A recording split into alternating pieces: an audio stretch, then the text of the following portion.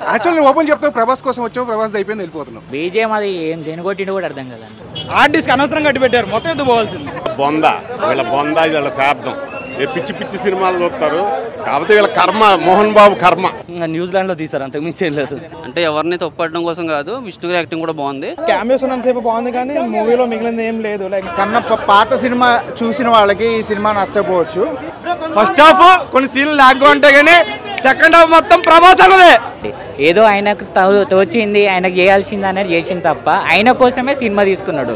అంతకు మించి సినిమాలో అసలు ఆయన కన్నప్ప స్టోరీ చూపెట్టలేదు.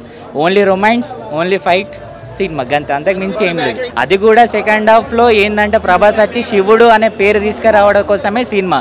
ఈయన శివయ్య అంటే ఆయనకు మూర్తి అది ఉంటుంది కాబట్టి ఆ ఒక్క సీన్ కోసమే ప్రభాస్ని తీసుకొచ్చి ఆ 20 మినిట్స్ అయితే నెక్స్ట్ లెవెల్ అండి సినిమాలో. ఫస్ట్ హాఫ్ అయితే జీరో అండి స్టోరీ. సెకండ్ హాఫ్లో అయితే కొంచెం ఓకే, మనం పెట్టిన మనకి వాచబుల్.